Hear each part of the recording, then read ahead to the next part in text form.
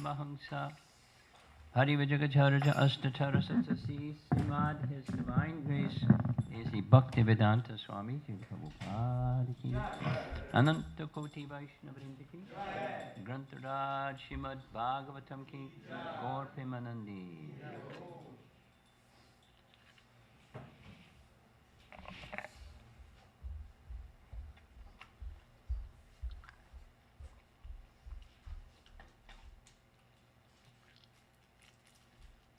Om Namo Bhagavate Vasudevaya. Om Namo Bhagavate Vasudevaya. Om Namo Bhagavate Vasudevaya. Reading this morning from Canto 1, Chapter 7, Text 11 on the screen.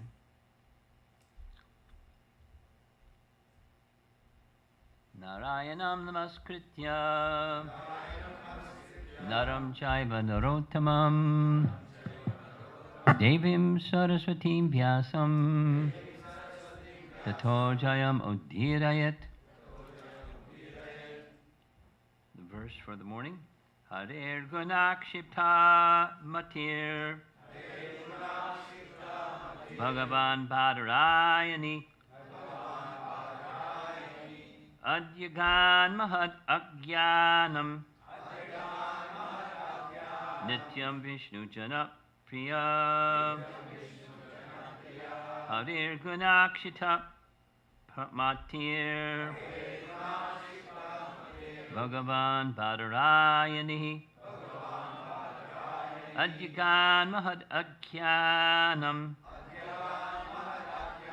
Nityam Vishnu Jana Priya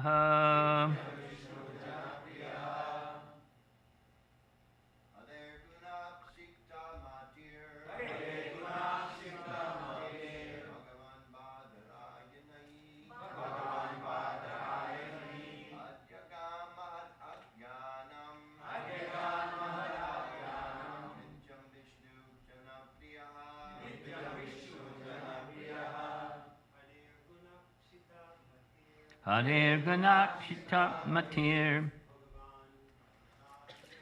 Bhagavan Badarayani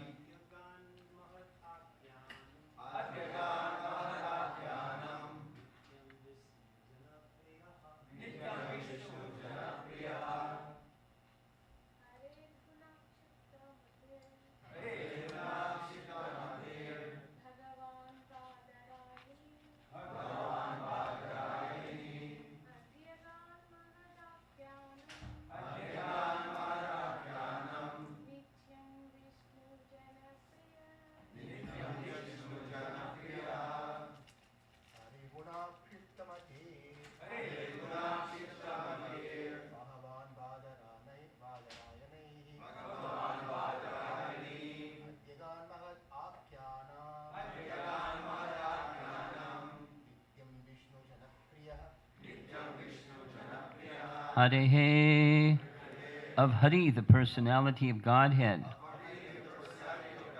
Guna, transcendental attribute. Akshipta, being absorbed in. Matihi, mind. Bhagavan, powerful. Badarayanihi, the son of Vyasadeva. Adyagat, underwent studies. Mahat, great. Akhyanam, narration. Nityam, regularly. Vishnu Jana, devotees of the Lord. Priyaha, beloved. Translation: Srila Shukadeva Goswami, son of Vyasadeva, was not only transcendently powerful, he was very dear to the devotees of the Lord. Thus, he underwent the study of this great narration, Srimad Bhagavatam. Purport by Srila Prabhupada. According to Brahma Vaivarta Purana, Srila Shukadeva Goswami was a liberated soul even within the womb of his mother. Srila Vyasadeva knew that the child after his birth would not stay at home. Therefore, he, Vyasadeva, impressed upon him the synopsis of Bhagavatam so that the child could be made attached to the transcendental activities of the Lord after his birth. The child was still more educated in the subject of the Bhagavatam by recitation of the actual poems, paragraph. The idea is that generally the liberated souls are attached to the feature of the impersonal Brahman with the monistic view of becoming one with the Supreme, but by the association of pure devotees like Vyasadeva, even the liberated soul becomes attracted to the transcendental qualities of the Lord by the mercy of Sri Narada.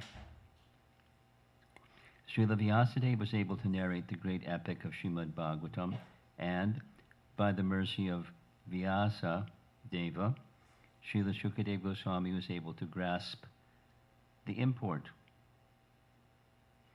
The transcendental qualities of the Lord are so attractive that Srila Shukadeva Goswami became detached from being completely absorbed in impersonal Brahman and positively took up the personal activity of the Lord.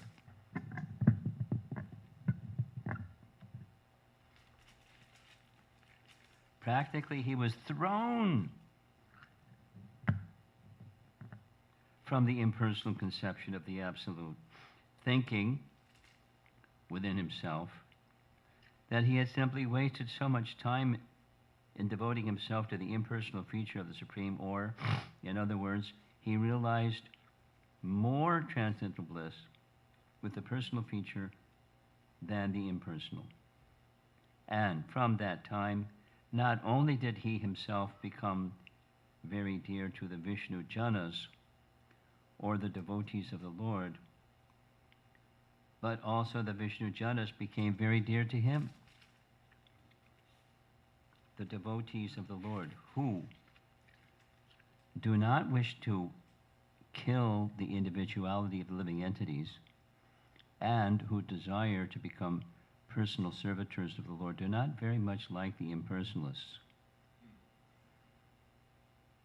And similarly, the impersonalists who desire to become one with the Supreme are unable to evaluate the devotees of the Lord. Thus, from time immemorial, these two transcendental pilgrims have sometimes been competitors. In other words, each of them likes to keep separate from the other because of the ultimate personal and impersonal realizations. Therefore, it appears that Srila Shukadeva Goswami also had no liking for the devotees, but since he himself became a saturated devotee, he desired always the transcendental association of the Vishnu Janas, and the Vishnu Janas also liked his association since he became a personal Bhagavata.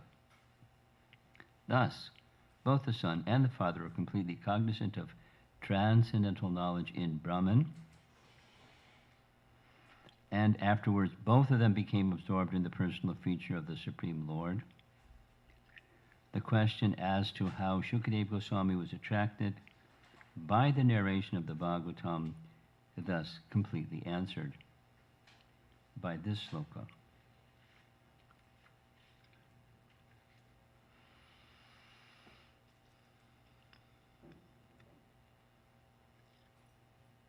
Om Jnana Timarandasya Jananjana Silakaya Chakshurmiritam Jena Tasmai Shri Gurave Namaha.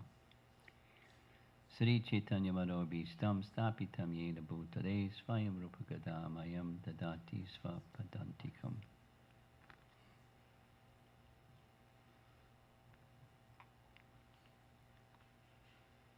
This verse is the verse immediately following the very celebrated Atmarama verse.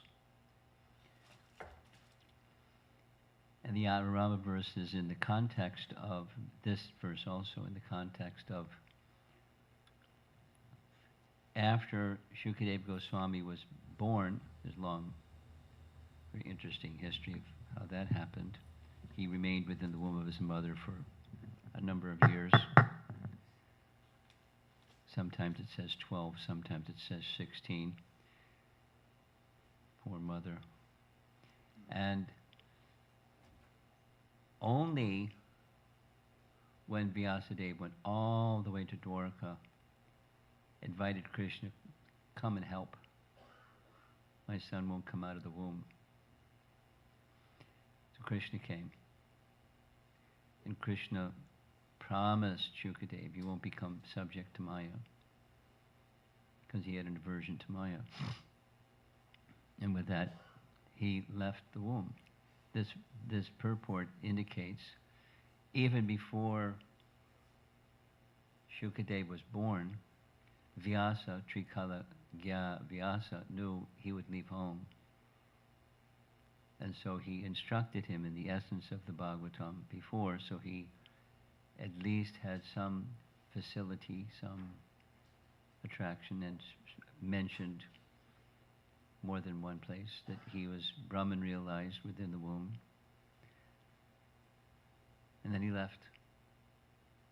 As was known, he would leave, and Vyas enticed him to come back by recitation of slokas from the Bhagavatam.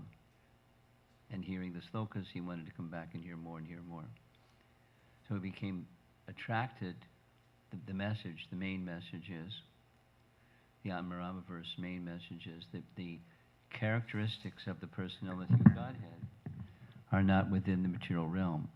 What he heard and what Srimad Bhagavatam presents is not subject matter of this world. Say it again.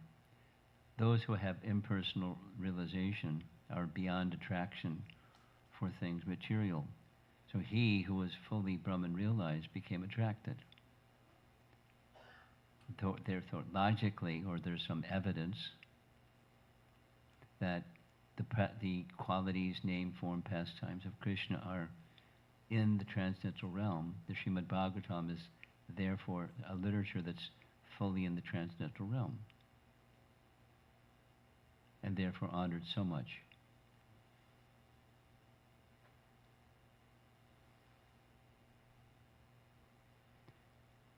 And another feature of the verse is that he, Shukadeva, became very dear to the Vishnu Janas. The Vishnu Janas became very dear to him.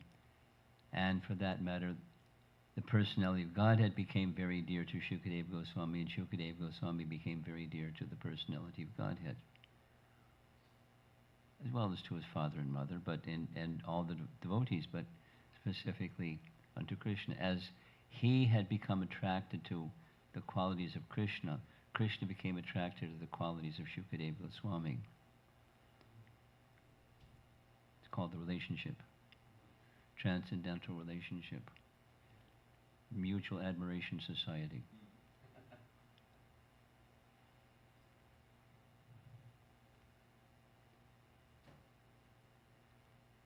The gift that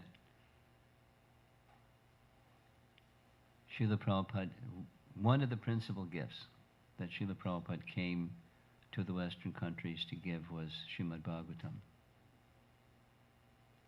There's many ways to describe what he came to give. He came to give the Yuga Dharma. He came to give the teachings of Lord Chaitanya. That was the instruction. The teachings of Lord Chaitanya certainly say, chant the holy name. The teachings of Srimad Bhagavatam also say, receive this message of Krishna and assimilate the message and pass that message on to others. That's the message of Lord Chaitanya. And Prabhupada came to give that nice message. And, you know, that the personality of Godhead is Sri Krishna, which is the message of Srimad Bhagavatam right from the very first verse and to the very last verse of Srimad Bhagavatam. And then the teachings of Lord Chaitanya some of the Prabhupada disciples will probably remember this incident. Prabhupada was so focused on Srimad Bhagavatam and making the entire, as he described again and again, 60 volumes of Srimad Bhagavatam. He had the vision of how many pages it would take to cover each canto, and assiduously working on making that available to the world. Meaning not only English speaking, but then translations and so forth. Very, very focused. I remember summer of 1970, much to my surprise, another book came out. Even before that, the teachings of Lord Chaitanya. You know, the 5 sections of Chaitanya Charitamrita that are the instruction, shiksha, sections of the Chaitanya Charitamrita. Teachings of Lord Chaitanya, 5, and covering each one of them. Not all the Leela, but the teachings, because that was his mandate. And then Nectar of Devotion. I remember specifically, as busy as we were, you've heard yesterday the descriptions of what the early days in the Hare Krishna movement were like. Nonetheless, the mandate from our founder Acharya was morning class, evening class, Mangal Arati, and etc. The sadhana, and structured, where there's temples at least. And then morning class, Bhagavatam, evening class, Bhagavad Gita, every day. And then suddenly came Nectar of Devotion. And just my subjective experience of that is, what's this? Didn't know who was Rupa Goswami, didn't know the relationship of Rupa Goswami and Lord Chaitanya's teachings, although it's there in teachings of Lord Chaitanya, but then it was mandated we were to have a third class every day. And so we did. Morning Bhagavatam, lunch, after lunch, not before lunch. Nectar Devotion for 1 hour, as busy as we were in spreading Krishna consciousness. Every day, Nectar Devotion. Because what's Nectar Devotion? It's the teachings of Lord Chaitanya to Rupa Goswami. Of course, found in Chaitanya Charitamrita, that verse that I spoke from yesterday was from that section, Rupa Shiksha. It can be very extensive. Lord Chaitanya teaching the science of bhakti. Because Lord Chaitanya came to give bhakti, and he gave the teachings of bhakti through Rupa, and Rupa wrote them. Rupa was empowered to understand everything that Lord Chaitanya said. Imagine. And he said very elevated things, but basic things, but understand everything, and empowered to write it. And so he did. And Prabhupada provided us with Nectar of Devotion, the summary study of Bhakti Rasamrita Sindhu. And I wanted to read from a little section from chapter 1. Chapter 1 is Characteristics of Pure Devotional Service. And there's 5 characteristics, and the one I want to read from is the 5th. It's the end of the chapter, Attracting Krishna. It connects with being attracted to Krishna and Krishna being attracted to one who's attracted to Krishna. The relationship message.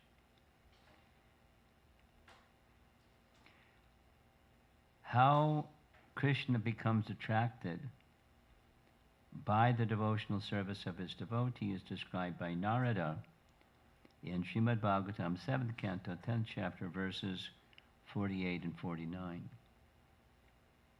The context is 7th canto, 10th chapter. That's just at the very end of the narration of the story of Prahlad Maharaj.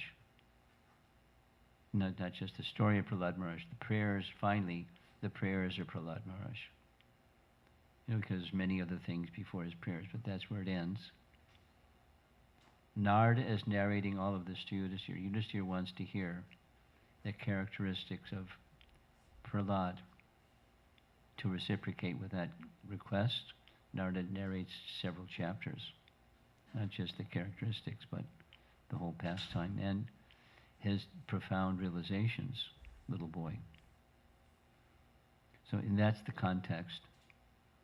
There, Narada addresses King Yudhishthira while the king is appreciating the glories of the character of Prahlad Maharaj.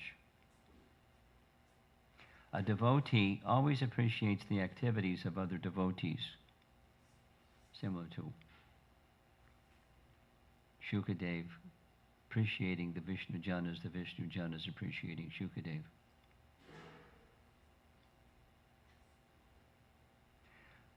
Maharaj Yudhishthira was appreciating the qualities of Prahlad, and that is one symptom of a pure devotee. A pure devotee never thinks himself great.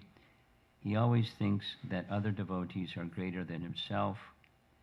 The king was thinking, after hearing about Prahlad, Prahlad Maharaj is exactly a devotee of the Lord while I am nothing, unquote. And while thinking this, he was addressed by Narada as follows. Now, it doesn't say that in the Bhagavatam. It's Prabhupada's, Rupa Goswami's explanation of what the unspoken thoughts of Yudhishthira were.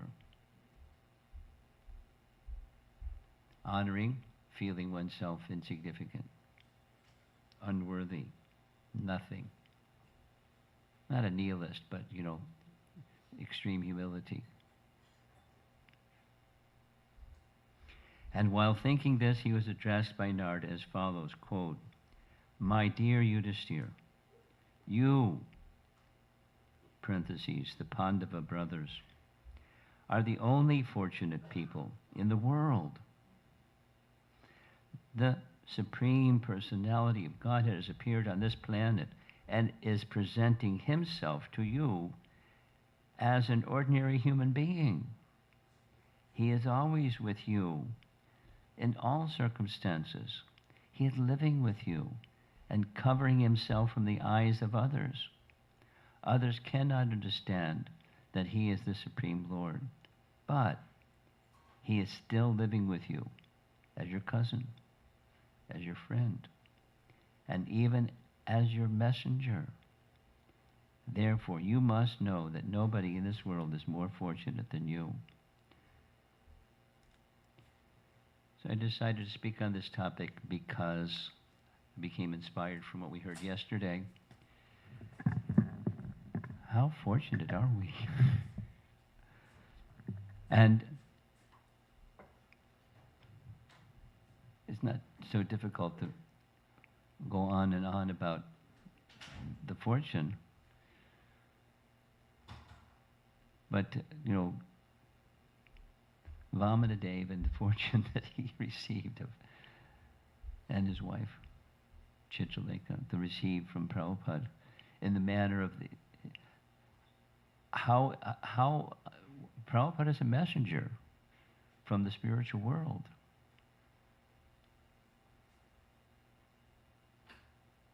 And sent by Bhaktisiddhanta to bring us.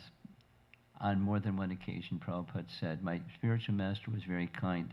He sent so many of his representatives to come and assist me." No, those persons who were assisting him weren't thinking, "I was sent by Bhaktisiddhanta to help Prabhupada."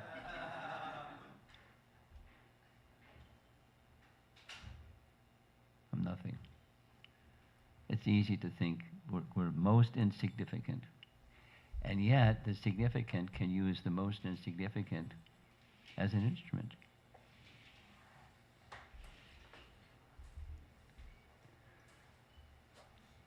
And appreciating those who like Juna Jivana's question was yesterday, if you took risks, went out on a limb. Prabhupada once said, you American young people, you like to go out on a limb and wait to hear the limb crack, and then you rush back to the trunk of the tree. You take too many risks. But, something that's instructed, it's not a risk. The saving grace of the personality of Godhead, protective hand of the personality of Godhead is there. And Mission Impossible not only became possible, but so the Kali Yuga is marching on. It's not the golden age within the Iron Age doesn't mean around us Kali Yuga isn't marching on. Kali Yuga is marching on. Degradation is marching on. There's relief for those who take shelter. There's impact of some light upon others. We'll see it, the reverse. If the appearance of Chaitanya Mahaprabhu hadn't taken place, degradation would be much more rapid. So it's reduced to some extent by the light in the dark age of Kali, given by the chanting of the holy name and the Srimad Bhagavatam and the Hare Krishna movement. When the mission that our founder Acharya has passed on to us, and we're the torchbearers. That light is his, or the light is Krishna's light, the light of the Bhagavatam, the light of Krishna, same. And there's opportunity, there's challenge, and there's opportunity. And there's the mandate of the service. There's no shortage of the mandate of the service. The shortage is we're too distracted or something, attached to something. And being unattached doesn't mean being irresponsible. Neglect your duties and trash them, and be responsible. At the same time, being responsible, perform prescribed duties, and always think of me. And always think of Krishna includes a whole bunch of things. Shravanam, Kirtanam, Vishnu Smaranam.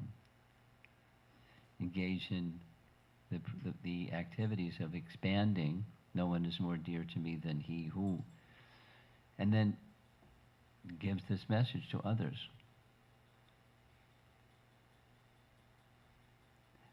So here we are.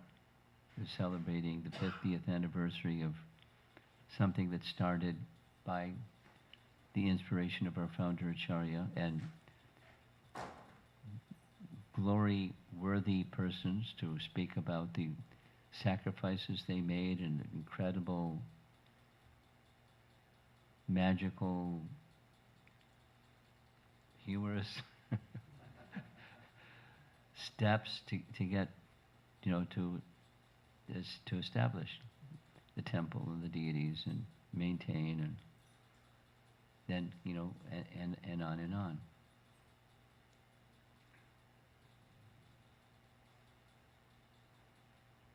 It takes purity. It takes commitment. And back to the verse, Shukadeva Goswami, of course, where would we be without Shukadeva Goswami, or his doing what he did? And the circumstance of his speaking the Bhagavatam was misfortune. It was actually great fortune. We all know Maharaj Pariksit cursed to die, and he wanted to know what's the duty of a man who's about to die.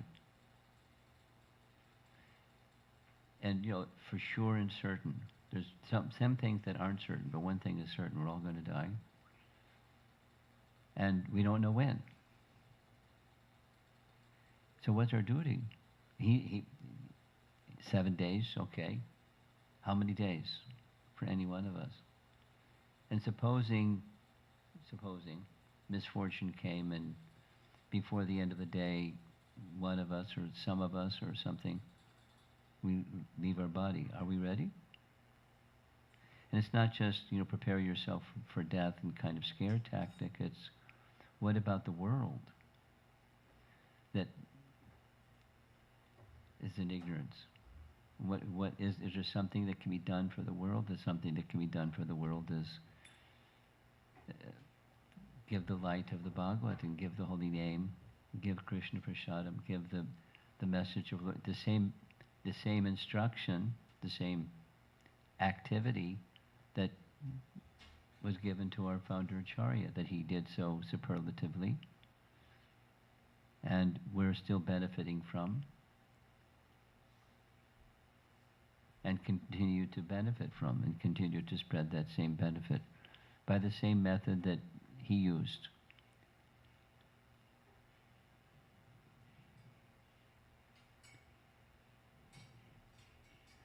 That's my understanding of what we're doing here, the 50th. Appreciate, honor those who took part in that whole procedure. Celebrate, take a deep breath, and then continue for another 50 years.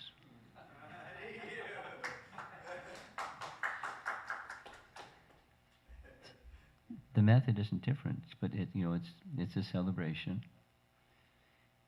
And there's a procedure. There's the recommended procedures in that path of celebrating. So, a yagya and this and that, they're parts of the schedule, but then there's the internal part besides the celebration part.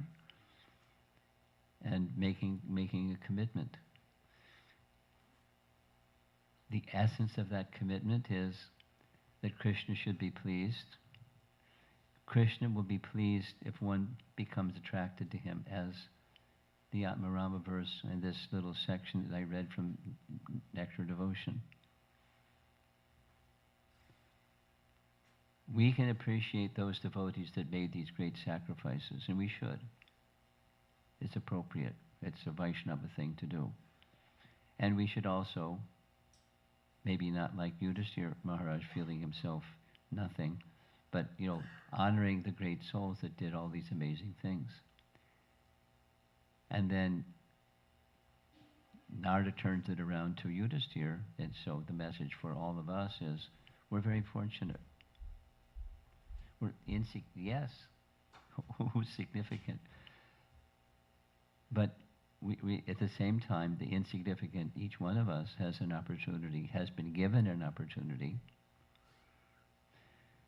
to be intimate servitors of this mission and carry it forward, our little part, some this, some that, something else. The little part people, just like, Vamanadeva, a carpenter. What can a carpenter do compared to somebody else that's got, lots and lots and lots and lots and lots of power and position and something. So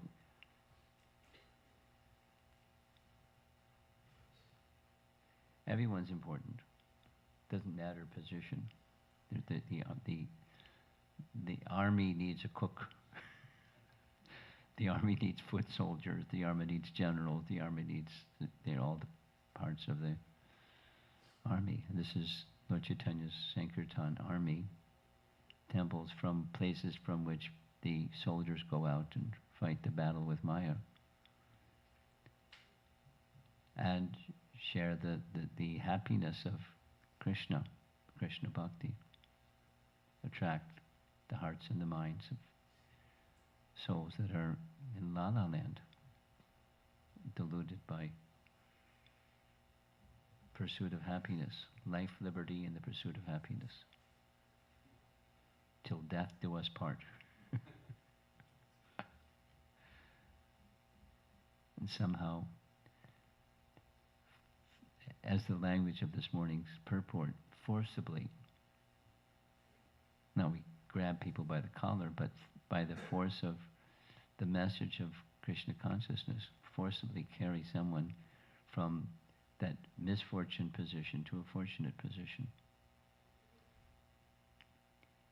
And we never know.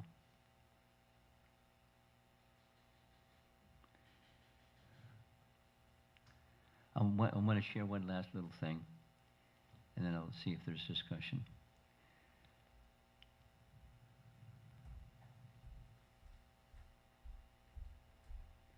Shankar Pandit, do you know Parama Karuna, the disciple of Gopal Krishna Maharaj, that travels around and distributes books? Yes.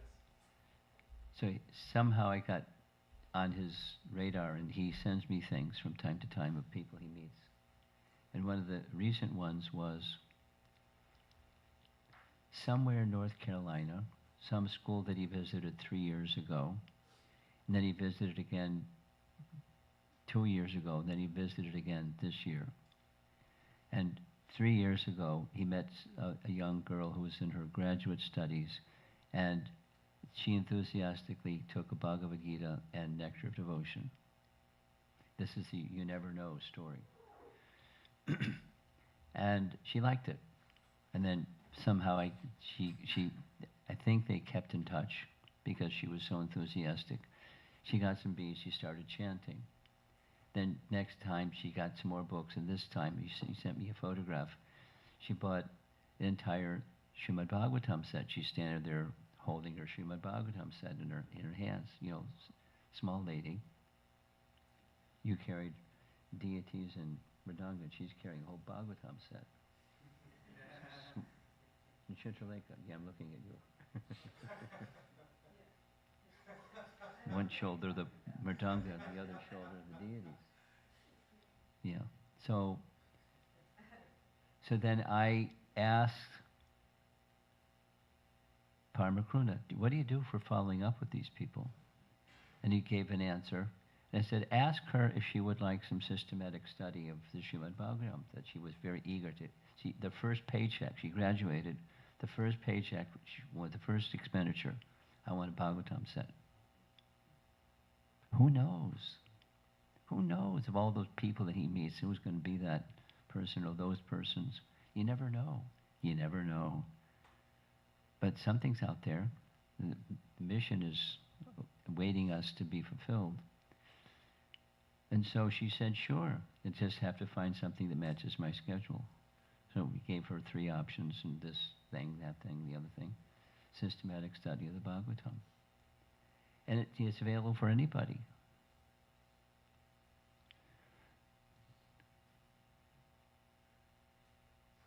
For your information, before I got here, I don't know of what was being inspired, churned with the distribution of sets of Bhagavatam for Bhadra Purnima, but as of yesterday afternoon, there were 4 people from this community that want a Bhagavatam set. Then, after they get the Bhagavatam set, how are they going to learn the Bhagavatam? So some system for that.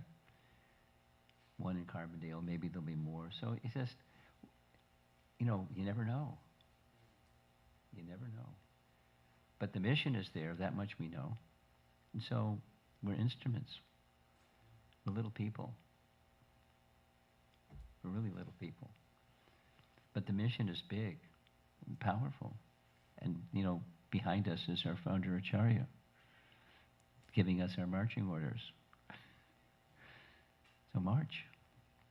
Make me dance, make me dance, make me dance as you like. So let's see if there's some discussion.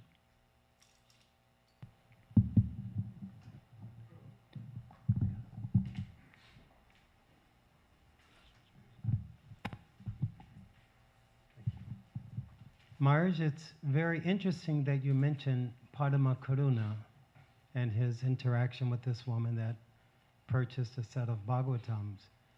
Recently, Padma Karuna celebrated Janmashtami and Vyasa Puja in Chicago ISKCON. Yes, I know. During his offering to Srila Prabhupada on Srila Prabhupada's Vyasa Puja Day,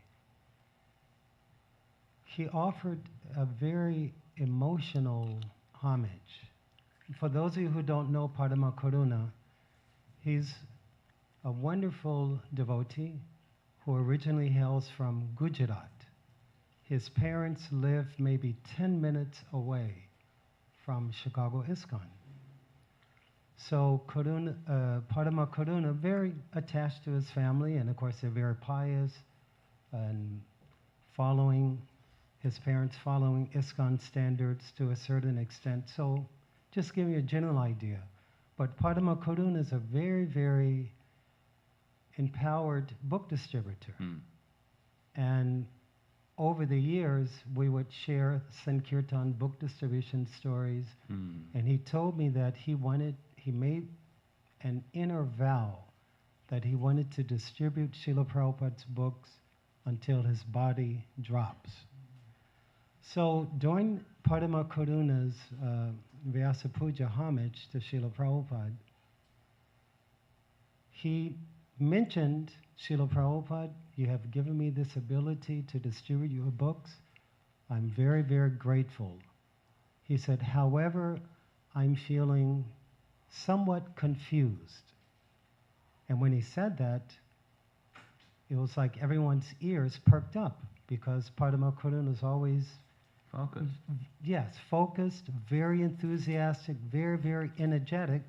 And he said, but lately I've been feeling somewhat confused and bewildered. He said, I just learned recently my father, while visiting London, passed away. And soon as Padma Karuna said that, he just started crying, tears just cascading down his cheeks. And then he said, my own Guru Maharaj, Gopal Krishna Swami, left this world just, what was it, maybe 2 months ago or so?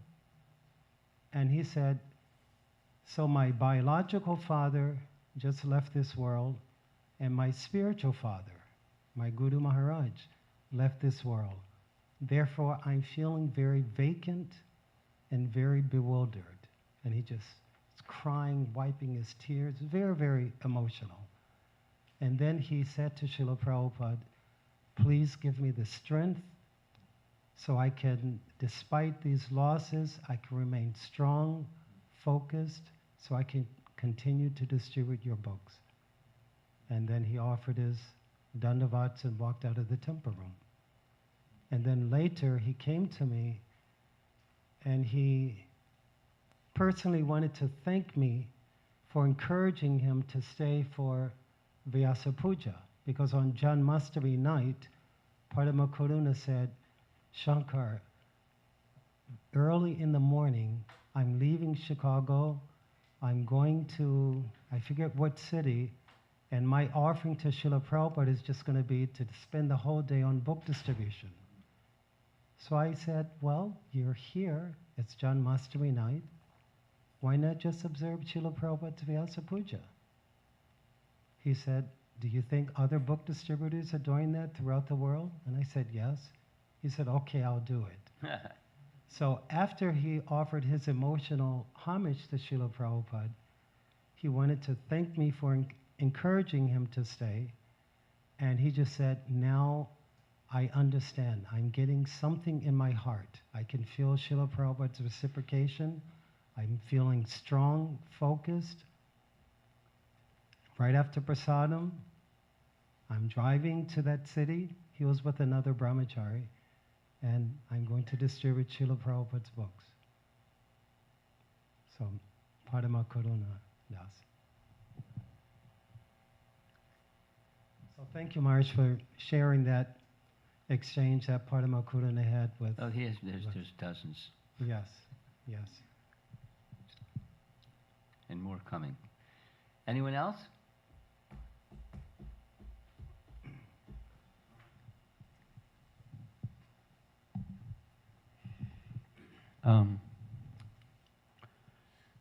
There's a lot of inspiration in that class, Marge.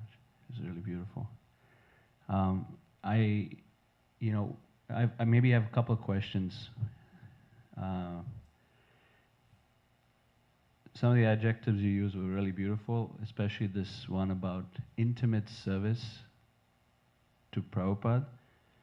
we all engage, whatever the small service that we might do, that's intimate service to the mission, Yes. to Prabhupada. Hmm. And it's so easy to lose sight of that.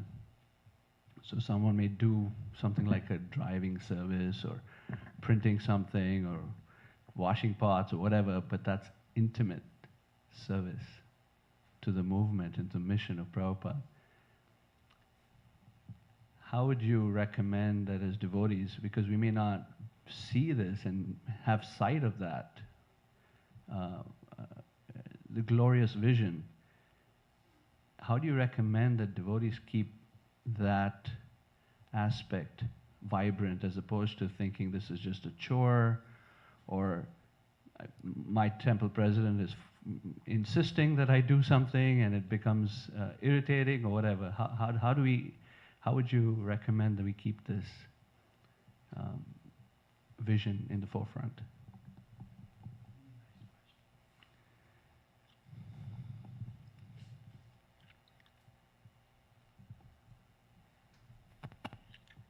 I mentioned this yesterday, and it's a frame of reference that will be the answer to your question. Fundamental instruction from our founder Acharya, our instructions of Lord Chaitanya, instructions of Krishna, instructions of Srimad Bhagavatam, fundamental instructions. And it's easy to give lip service, and it's another thing to give heartfelt service to those teachings, to say, but not really feel what that message is. So my answer to your question is by the purification of taking the message of our founder Acharya to heart, and then giving direction to one's life based upon it's similar to what Narada said to Vyas. Fix your mind on the personality of Godhead and complete absorption, and then you write. So if Vyasa's service was writing, our service may be whatever our service may be. But it's the principle, fixing within one's heart the instruction, in this case Narada. So my experience was the insignificant service of being the pot washer. From being a college graduate and heading for medical school, driving to the Boston Temple, showing up just in time for the Sunday feast, they patted me on the back and said, "Oh, welcome. Can you wash the pots?" I'm hungry. I didn't say, I just, I'll wash the pots. "Oh, you're doing such a good job. Can you wash the pots every day?" Long story short, the instruction, well, it's a little bit longer. The instruction was, Prabhupada said, and it's true, when you're cleansing Krishna's pots, you're cleansing your heart. And being a smart aleck, I was thinking in my mind, but didn't say it. "Oh yeah? Why don't you stand next to me and help me?" I didn't say it though. "Oh, you're doing that later. You're doing such a good job." Here's another Prabhupada said. Prabhupada said, you should cleanse the pot so nicely that you can see yourself in the bottom of the pot. Prabhupada said. So in those days, we didn't have money to buy pots. There was just used pots. So there was the black, yucky stuff in the bottom of the pot. And I didn't understand where the food went. It was where the flame went. You should wash it, so cleanse it. So it took a month of washing pots and with the mood of what Prabhupada said rather than harumph. What am I doing washing pots? I can do, come on. The obstacle was pride, not the obstacle was something else. So making the heart clean was the mission, and doing the washing of the pot with the purpose that Prabhupada said, this will make your heart clean. And I got some realization from doing that. And then down to the day, a tap on the shoulder, We found another pot washer. Would you like to go on Harinam? And that, the light went on. It's true. It's not that because I want Harinam and not washing pots, then therefore that's the better service. It's, so back to the answer to your question.